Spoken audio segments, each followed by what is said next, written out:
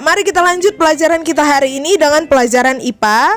Nah, materi pelajaran kita hari ini adalah sistem pencernaan manusia. Ya, kita akan mempelajari bagaimana sistem pencernaan manusia dari buku tema 3, subtema 1, pembelajaran 2, dan pembelajaran 5.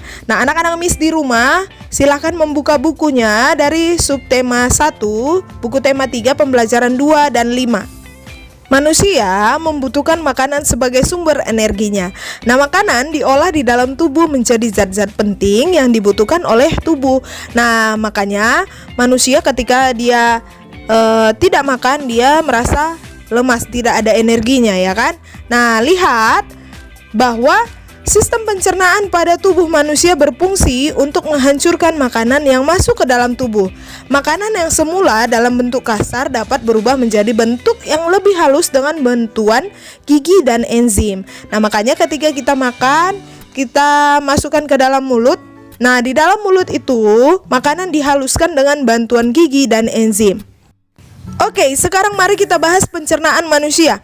Nah, pencernaan manusia ini dibedakan menjadi dua macam, yaitu pencernaan mekanis dan pencernaan kimiawi. Oke, sekarang mari kita lihat pencernaan mekanis itu artinya apa? Pencernaan mekanis adalah pencernaan dengan bantuan alat pencernaan. Di mana saja terjadi pencernaan mekanis ini? Nah, pencernaan mekanis ini terjadi di mulut dan di lambung. Ingat ya, kalau pencernaan mekanis dengan bantuan alat pencernaan. Sekarang mari kita lihat pencernaan kimiawi. Pencernaan kimiawi itu apa, Miss? Nah, pencernaan kimiawi itu adalah pencernaan yang melibatkan enzim-enzim pencernaan. Ingat bedanya, kalau pencernaan kimiawi melibatkan enzim-enzim pencernaan. Nah, di mana terjadi pencernaan kimiawi ini? Pencernaan kimiawi ini terjadi di mulut, di lambung, dan di usus. Berarti di lambung dan di mulut, di usus juga ada enzim-enzim pencernaan. Nah, bagaimana sistem pencernaan manusia? Oke, mari kita bahas berikutnya sistem pencernaan manusia. Perhatikan gambar berikut ini. Oke, sudah dilihat gambarnya. Nah, di sini kamu bisa melihat bahwa sistem pencernaan manusia atau organ-organ pencernaan manusia itu sistemnya dimulai dari mulut. Nah, makanan dimasukkan ke dalam mulut, kemudian diteruskan ke kerongkongan atau esofagus. Nah, di dalam esofagus ini terjadi gerakan, yaitu gerakan peristaltik.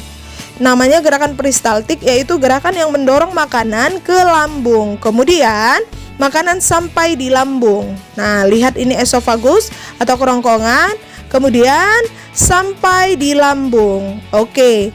Nah, makanan pada di lambung terjadi proses pencernaan, kemudian diteruskan ke usus halus. Lihat ini usus halus.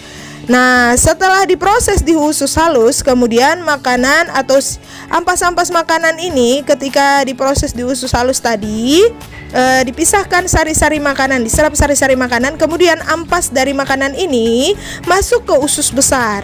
Nah, ketika di usus besar diproses lagi, kemudian terakhir masuk ke atau dibuang ampasnya itu melalui anus. Nah, dibuang feses dalam bentuk feses, dibuang melalui anus ya. Perhatikan gambarnya. Kamu bisa ingat kembali dari mulut masuk ke kerongkongan, kemudian dari kerongkongan masuk ke lambung, kemudian ke usus halus, usus besar, dan terakhir ke anus. Nah, kalau tadi kamu sudah melihat organ-organ pencernaan manusia, sekarang lihat urutan sistem pencernaan manusia. Nah, perhatikan berikut bagannya urutan sistem pencernaan manusia. Yang pertama, makanan itu masuk melalui mulut. Kemudian makanan ditelan masuk ke kerongkongan atau esofagus. Nah, setelah makanan ini masuk ke kerongkongan, di kerongkongan tadi seperti Miss bilang ada gerakan peristaltik, yaitu gerakan mendorong makanan masuk ke lambung. Kemudian makanan ini masuk ke lambung untuk dicerna dengan bantuan enzim. Ingat tadi di lambung itu terjadi proses pencernaan kimiawi karena terjadi proses pencernaan dengan bantuan enzim. Nah, di lambung ini makanan diproses atau dicerna. Kemudian makanan yang sudah dicerna dengan bantuan enzim tadi yang telah halus masuk ke usus halus. untuk diserap sari-sari makanannya. Nah, di usus halus ini terjadi proses penyerapan sari-sari makanan ya. Nah, sari-sari makanan inilah yang akan diteruskan ke seluruh tubuh yang membantu untuk proses atau perkembangan atau juga pertumbuhan dari manusia. Kemudian ampas makanannya ini atau yang sudah dipisahkan dari sari-sari makanannya, ampasnya ini menuju usus besar untuk penyerapan air ya. Nah, makanan tadi yang dari usus halus ini masuk menuju usus besar untuk penyerapan air. Kemudian sisa-sisa makanan tadi yang sudah berupa ampas, yang sudah berupa menjadi feses itu akan keluar melalui anus ya. Oke, sekarang perhatikan anak perempuan berikut ini. Sedang apakah ia? Iya, dia sedang menahan kesakitan pada perutnya.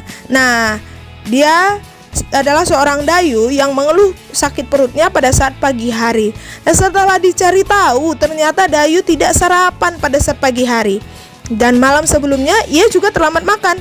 Akhirnya sakit mahnya pun kambuh. Kira-kira apa ya penyebab sakit mah itu?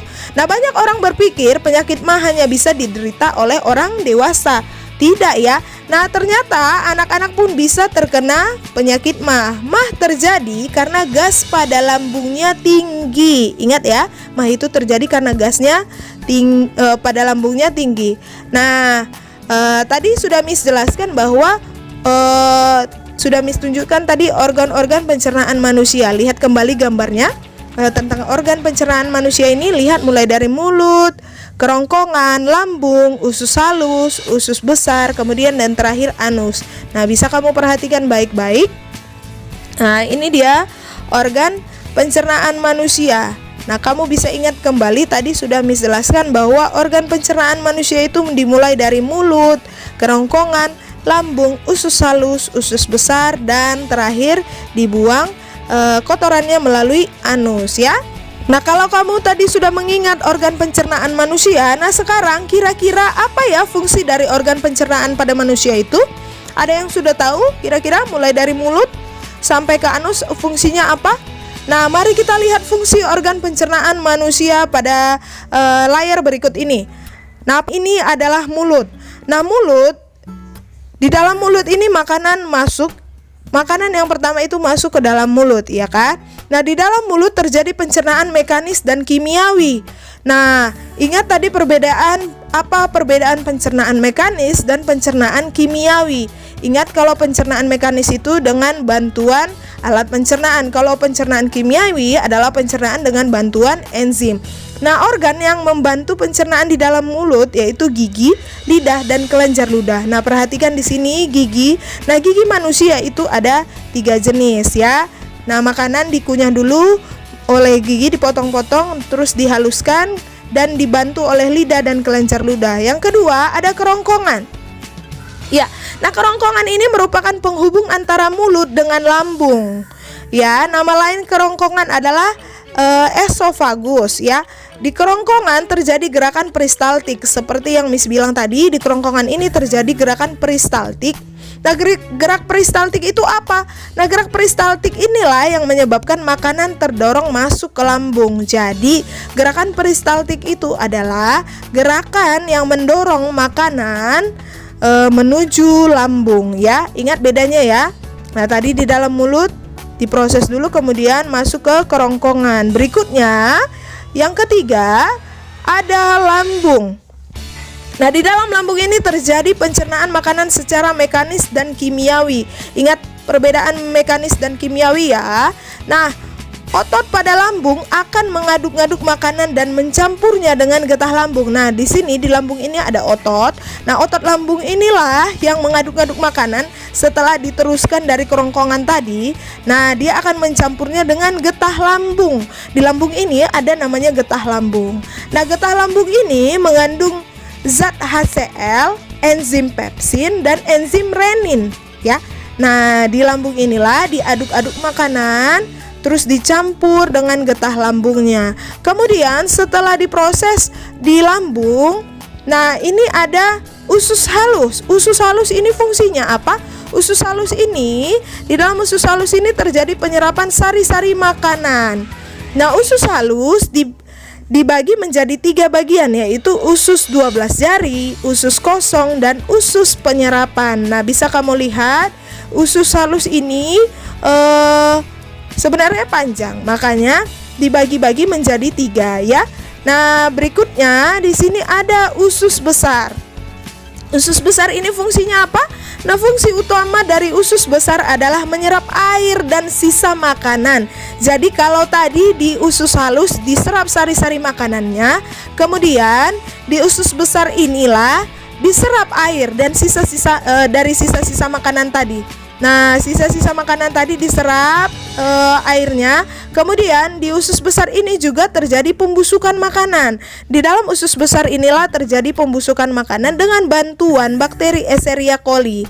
Nah, bakteri ini adalah bakteri yang baik membantu pembusukan makanan terjadi di lambung. Nah, pembusukan membuat feses menjadi lunak dan mudah dikeluarkan sehingga kamu bisa buang air besar dengan nyaman di kamar mandi ya. Nah, yang berikut yang terakhir ini adalah anus. Anus merupakan tempat keluarnya feses atau sisa-sisa pencernaan dari tubuh manusia tadi. Ya, sekian penjelasan Miss tentang sistem pencernaan manusia pada saat hari ini. Kiranya penjelasan Miss ini dapat membantu kamu memahami dalam belajar ya. Selamat belajar, Tuhan Yesus memberkati. Shalom.